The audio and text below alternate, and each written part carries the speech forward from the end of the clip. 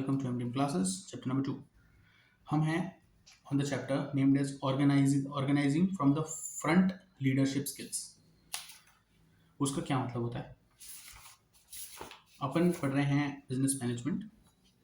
And why are we studying business management?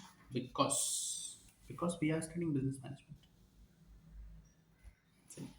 Business management क्या है कि अगर आप एक सुपीरियर पोजीशन पे हैं, सुपीरियर पोजीशन ऑफ अथॉरिटी पर हैं और आपके अंडर एक ग्रुप और पीपल काम करते हैं जिनके काम की रिस्पॉन्सिबिलिटी आपके ऊपर है, तो कैसे आप उनसे काम अच्छी तरीके से ले सकते हैं जिससे कि आप ऑर्गेनाइजेशनल गोल को भी सेटिस्फाई करें, उनके पर्सनल गोल को भी सेटिस्फाई करें और अपने रोल की रिस्पॉन्सिबिलिटीज को भी पूरी तरह से अदा कर सकें। उसे समझने के लिए हम ये पढ़ रहे हैं सब्जेक्ट को। तो अभी अपन आ गए हैं चैप्टर नंबर 2 पर, इसे कहते हैं organizing from front leadership skills. कैसे पढ़ने वाले हैं, एक बार मेरे नोट्स को पूरे रीड करेंगे, आप उसे सुनेंगे एक बार, फिर मैं उसे एक्सप्लेन करूंगा, फिर मैं इसे वापस एक बार रीड करूंगा, आपको सब कुछ समझ में आ जाएगा। ओके ना, लीडरशिप क्या होती है? Leadership is the process and art of influencing the behaviour, attitudes, activities of people to work willingly and enthusiastically towards the accomplishment of group goals. Group goals is the keyword here. Leadership is dynamic and constructive force in any organization. It plays a crucial role in success and survival of an organization. The main styles of leaderships are autocratic, authoritarian, participative or democratic, laissez-faire style or free rein style. In an autocratic style of leadership, all the decision-making power lies in the hands of the leader, and he takes all decisions himself without consulting with the subordinates. Then, in a democratic or participating style of leadership, leaders decentralize the authority. The leader decides in consultation with the subordinates. Laissez-faire style is just the opposite of autocratic style. The leader gives a high degree of freedom to his subordinates in their operation. Here, the leader acts as a coordinator of information, believing that each subordinate does his best when he is allowed maximum freedom to work and to think independently. Leadership style is affected by the degree of delegation, type of power employed, degree of concern for the human relations and so on. इस तरीके से चीज़ों से leadership influence होती है। सो एक basic understanding लेते हैं, लीडर कौन होता है। लीडर वो इंसान होता है जिसके ऊपर लोगों को कॉन्फिडेंस होता है, और अगर कॉन्फिडेंस नहीं होता है तो वो बंदा अच्छा लीडर नहीं है, क्योंकि लोग अपना एफर्ट, अपना टाइम उस लीडर के डायरेक्शंस पे लगा रहे हैं, इस होप में कि जिस बात पर हमको लेके जा रहा है उससे हमारा ग्रुप गोल अचीव हो जाएगा। लीडर बनने की कुछ मिनिमम रिस्पॉन्सिबिलिटीज होती हैं, मिनिमम रिक्वायरमेंट्स होती हैं, जैसे कि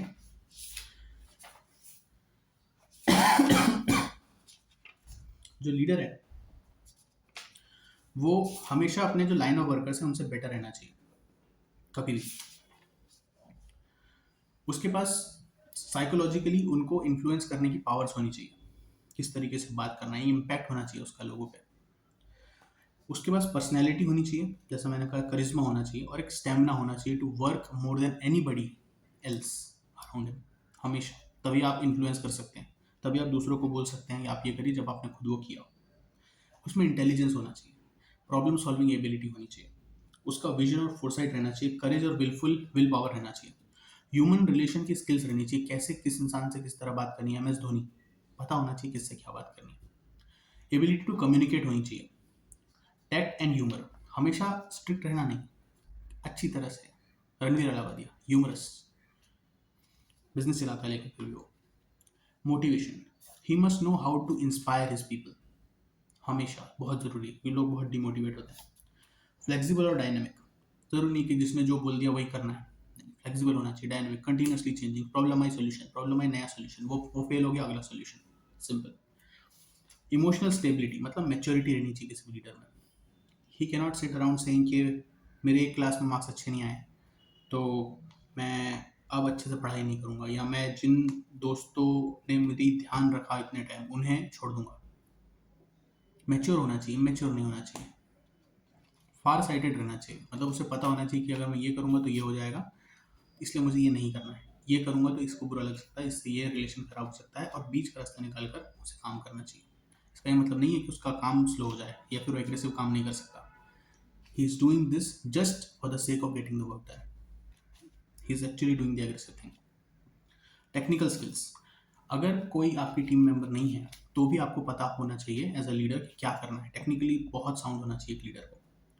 honesty and integrity, a leader should be honest, उसकी इंटीग्रिटी इम्पिकेबल होनी चाहिए, मतलब जिसपे एक भी दाग कोई नहीं लगा सकता।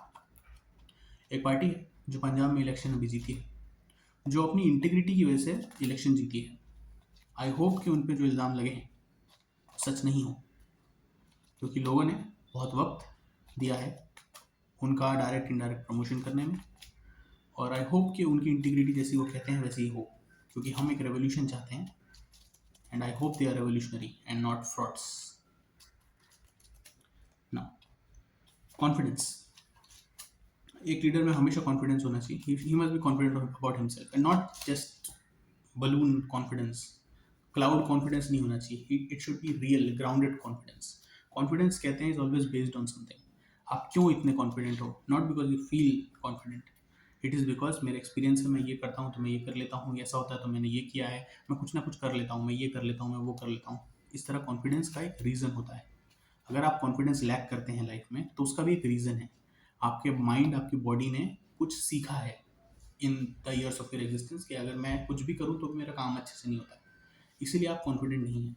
जब आप छोटी छोटी चीज़ों को करके उन्हें पूरा करने लगेंगे धीरे धीरे करके, आपका कॉन्फिडेंस अपने आप बढ़ जाएगा।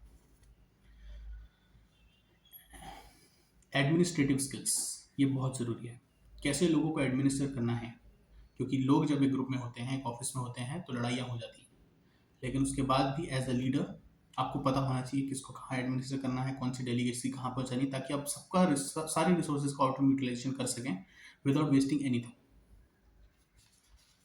अब कुछ फंक्शंस होते हैं लीडर के, जैसे कि उसे गोल सेट करना है, उसे रिसोर्सेज ऑर्गेनाइज करनी है, कहाँ से पैसा आएगा, एक्शन को उसको स्टार्ट करना है और फिर देखना है कि वो एक्शन पूरा हो रहा है कि नहीं हो रहा है। जितने लोग हैं जो अलग अलग स्किल्स में अच्छे हैं, उन सबके एक्शन सबसे पहले उनसे एक्शन करवा के लेना है, और फिर वो एक्शन एक ही तरफ डायरेक्टेड हो, सारे एफर्ट्स वो उसको देखना है, और उसको कंटिन्यूसली मोटिवेट करते रहना लोगों को, डायरेक्टली और इनडायरेक्टली। फिर मैनेजमेंट और वर्कर्स के बीच का वो लिंक रहता है लीडर, उसे इनसे भी बात करनी है, उनसे बात करनी है, क्योंकि दोनों के बीच में कॉन्फ्लिक्ट है। मैनेजमेंट पैसे कम खर्च करना चाहता है एम्प्लॉयज़ पे, और एम्प्लॉयज़ मैनेजमेंट से ज़्यादा पैसे चाहते हैं। मैनेजमेंट चाहता है एम्प्लॉयज़ ज़्यादा काम करें, और एम्प्लॉयज़ ज़्यादा काम करना नहीं चाहते, तो उन दोनों के बीच का जो लिंक है वो अपना लीडर है। लीडर, लीडर, दाढ़ी वाले बाबा। सो जो लीडरशिप के स्टाइल्स हैं, there are 3 styles of leadership, namely autocratic style, इसे अथॉरिटेरियन स्टाइल भी कहा जाता है, मतलब यहाँ पे कोई पावर डेलीगेट नहीं की जाती, जो पावर है अपने पास ही रखी जाती है। एब्सोल्यूट डिसीजन एक बंदे का होता है। आजकल after the success of Apple and all those other businesses, private owners इस तरह का बिजनेस चलना चाहते हैं, ताकि उन्हें किसी और से कंसल्ट ना करना पड़े, ताकि वो जो उनका विजन है वो उस तरीके से कंपनी को चला सकें और उस तरीके से कंपनी को फॉर्म कर सकें। Elon Musk is one such, Steve jobs was such leader. मतलब अगर आप लिफ्ट में गए, आपने उससे कुछ फालतू सवाल पूछ लिया ना, तो आपको वहीं पे फायर कर देगा। फिर पार्टिसिपेटिव और डेमोक्रेटिक स्टाइल, इसमें क्या होता है कि आप लोगों को भी इन्वॉल्व करते हो, बोर्ड ऑफ डायरेक्टर्स होते हैं, सबका ओपिनियन लिया जाता है डिसीजन लेने से पहले। Most of the public company इस तरह काम करती है। फिर लेस फेयर स्टाइल और फ्री रेंज स्टाइल, वो क्या होती है, सबको अपनी अपनी पावर दी जाती है, सारे जॉब को अलग अलग पार्ट्स में बांट दिया जाता है, हर इंसान अपना काम करता है पूरी तरीके से। लीडर्स कब इंटरफेयर करता है? इन केस ऑफ क्राइसिस, जब बहुत ज़्यादा दिक्कत हो गई, सब बैठ गया है, तब वो आएगा, सब ठीक करेगा, फिर डेलीगेट कर देगा। ये अगर अब देखो इन सब में कंडीशन क्या है ना, कि लीडर बहुत अच्छा होना चाहिए। अगर लीडर ही ठीक नहीं है तो वर्क काम नहीं होने वाला किसी भी स्टाइल ऑफ लीडरशिप में।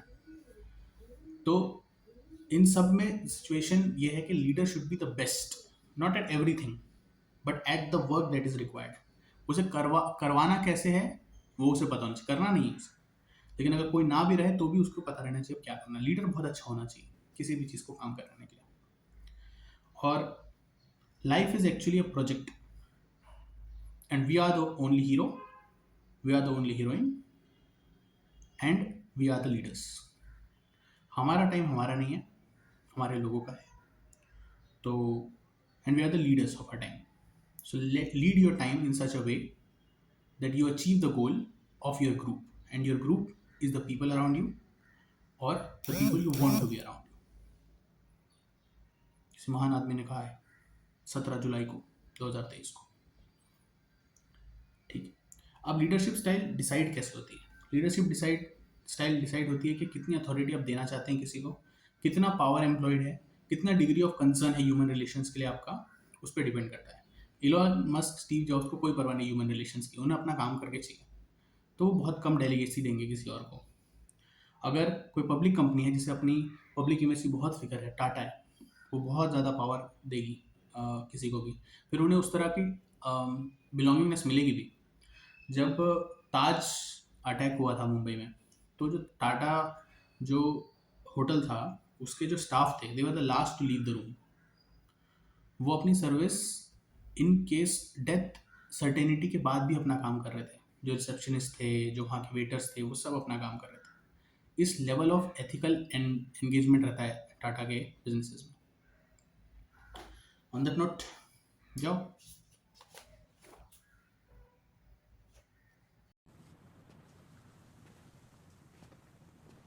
You're still here. It's over. Go home.